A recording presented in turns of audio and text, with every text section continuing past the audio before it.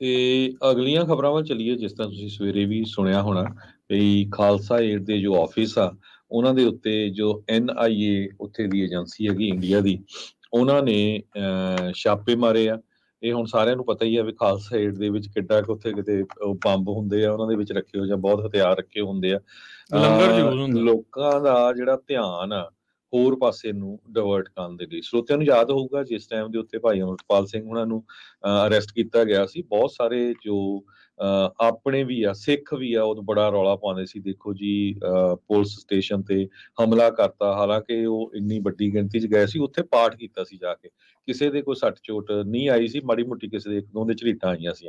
ਹੁਣ ਕੱਲ ਹਰਿਆਣੇ ਦੇ ਵਿੱਚ ਇੰਨਾ ਹੀ ਜਿਹੜੇ ਰਾਇਟਸ ਹੋ ਰਹੇ ਆ, ਇੱਕ ਪੂਰਾ ਸਟੇਸ਼ਨ ਹੀ ਜਾਲ ਦਿੱਤਾ, ਪੁਲਿਸ ਸਟੇਸ਼ਨ ਤੇ ਸੱਟਾਂ ਵੀ ਲੱਗੀਆਂ ਪੁਲਿਸ ਵਾਲਿਆਂ ਦੇ, ਮੌਤਾਂ ਵੀ ਹੋਈਆਂ ਹੈਗੀਆਂ। ਹੁਣ ਉਹ ਸਾਰੇ ਜਿਹੜੇ ਆ ਚੁੱਪ ਹੈਗੇ ਆ। ਸੋ ਉਹ ਸਾਰਾ ਜਿਹੜਾ ਧਿਆਨ ਆ ਡਿਵਰਟ ਕਰਨ ਦੇ ਲਈ ਇੱਕ ਵਾਰੀ ਫੇਰ ਜੋ ਇੰਡੀਆ ਦਾ ਮੀਡੀਆ ਆ, ਮੈਂ ਕੱਲ ਵੀ ਤੁਹਾਡੇ ਨਾਲ ਖਬਰ ਸਾਂਝੀ ਕੀਤੀ ਸੀ, ਕਿਸ ਤਰ੍ਹਾਂ ਸਿੱਖਾਂ ਨੂੰ ਬਦਨਾਮ ਕਰਨ ਦੇ ਲਈ ਹਰ ਰੋਜ਼ ਉੱਥੇ ਦੀ ਸਰਕਾਰ ਨੋ ਮੈਟਰ, ਚਾਹੇ ਉਹ ਕਾਂਗਰਸ ਦੀ ਆ ਚਾਹੇ ਉਹ BJP ਦੀ ਆ, ਇੱਕ ਮੌਕਾ ਨਹੀਂ ਗਵਾਉਂਦੀ। ਹੁਣ ਉਹ ਪੂਰਾ ਧਿਆਨ ਡਿਵਰਟ ਕਰਨ ਦੇ ਲਈ ਉਹਨਾਂ ਨੇ ਖਾਲਸਾ ਏਡ ਦੇ ਜਿਹੜੇ ਆਫਿਸਰਸ ਆ ਉਹਨਾਂ ਦੇ ਉੱਤੇ NIA ਨੇ ਤੜਕੇ ਜਾ ਕੇ 5:30 ਵਜੇ ਛਾਪਾ ਮਾਰਿਆ। ਹੁਣ ਤੁਸੀਂ ਹਿਸਾਬ ਲਾ ਲਓ। ਤੇ ਹੁਣ ਉੱਥੇ ਦਾ ਜਿਹੜਾ ਗੋਦੀ ਮੀਡੀਆ ਆ ਉਹ ਸਾਰੇ ਉਹੀ ਖਬਰਾਂ ਚਲਾ ਰਿਹਾ ਵੀ ਦੇਖੋ ਜੀ ਇਹ ਪਤਾ ਨਹੀਂ ਕੀ ਕਰ ਰਹੇ ਸੀ, ਐਂਟੀ ਨੈਸ਼ਨਲ ਆ, ਉਹਨਾਂ ਦੇ 5:30 ਵਜੇ ਤੜਕੇ ਛਾਪਾ ਮਾਰ। ਜਦੋਂ ਤੁਸੀਂ ਕਿਸੇ ਦੇ ਘਰ 5:30 ਵਜੇ ਪੁਲਿਸ ਚਲ ਜਾਏ, NIA ਜਿਹੜੀ ਉੱਥੇ ਦੀ ਨੈਸ਼ਨਲ ਇਨਵੈਸਟੀਗੇਸ਼ਨ ਏਜੰਸੀ ਹੈਗੀ ਆ ਉਦਾਂ ਦੀ ਚਲੇ ਜਾਏ, ਤਾਂ ਲੋਕਾਂ ਨੇ ਸੋਚਣੀ ਆ ਵੀ ਸ਼ਾਇਦ ਪਤਾ ਨਹੀਂ ਕਿੱਦਾਂ ਦੀ ਇੱਥੇ ਐਕਟੀਵਿਟੀ ਚੱਲਦੀ ਹੋਵੇ।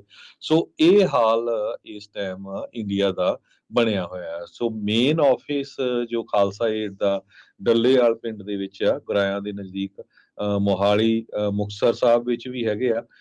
15 ਜਗ੍ਹਾ ਦੇ ਉੱਤੇ ਛਾਪੇ ਮਾਰੇ ਗਏ ਆ, ਕੱਲਾ ਇੱਕ ਆਫਿਸ ਦੇ ਵਿੱਚ ਨਹੀਂ, ਮੇਨ ਦੇ ਵਿੱਚ। ਇਸ ਤੋਂ ਜੀ ਬਿਨਾਂ ਜੀ 15 ਹੋਰ ਉਹਨਾਂ ਦੇ ਜਿੱਥੇ ਵੇਅਰ ਹਾਊਸ ਆ ਉੱਥੇ ਵੀ ਇਹ ਛਾਪੇ ਮਾਰੇ ਗਏ। ਨਹੀਂ, ਬਿਲਕੁਲ ਇਹ ਤਾਂ ਹੁਣ ਸ਼ਰੇਆਮ ਸਪਸ਼ਟ ਹੀ ਆ, ਕਿਸੇ ਦੇ ਮੂੰਹ ਦੇ ਵਿੱਚ ਕੋਈ ਅੱਖਰ ਨਹੀਂ।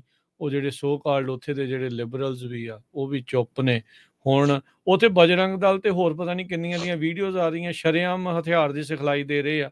ਜੀ ਇੱਥੇ ਕਿੱਦਾਂ ਦੀਆਂ ਚੀਜ਼ਾਂ ਕਹਿ ਕੇ ਤੇ ਖਾਸ ਕਰਕੇ ਇੱਕੋ ਹੀ ਫਿਰਕੇ ਨੂੰ ਜਿਹੜਾ ਇਹਨਾਂ ਦਾ ਭੰਡਣ ਦਾ ਜਿਹੜਾ ਕੰਮ ਹੁੰਦਾ, ਜਦੋਂ ਮੈਜੋਰਟੀ ਵਾਲੇ ਕਰਨ ਉਦੋਂ ਕਹਿੰਦੇ ਜੀ ਤਿਆਰੀ ਕਰਦੇ ਆ, ਜੇ ਕੋਈ ਦੂਜਾ ਕਰੇ ਤੇ ਫਿਰ ਕਹਿੰਦੇ ਜੀ ਇਹਨਾਂ ਨੂੰ ਕੁਝ ਹੋਰ ਹੋ ਜਾਂਦਾ। ਸੋ ਇਹ ਸਾਰੀਆਂ ਚੀਜ਼ਾਂ ਇਸ ਪਾਸੇ ਵੱਲ ਨੂੰ ਇਹਨਾਂ ਨੇ ਤੋਰੀਆਂ ਆ, ਤੇ ਉੱਥੋਂ ਕੋਈ ਬਹੁਤੀ ਆਸ ਨਹੀਂ ਹੋਣੀ ਚਾਹੀਦੀ। ਹੁਣ ਤੁਸੀਂ ਦੇਖ ਲਓ ਵੀ ਜਿੱਥੇ ਵੀ ਹਿੰਸਾ ਫੈਲ ਰਹੀ ਆ ਜਾਂ ਫੈਲੀ ਆ, ਉਹ ਭਾਜਪਾ ਸ਼ਾਸਤ ਰਾਜ ਨੇ।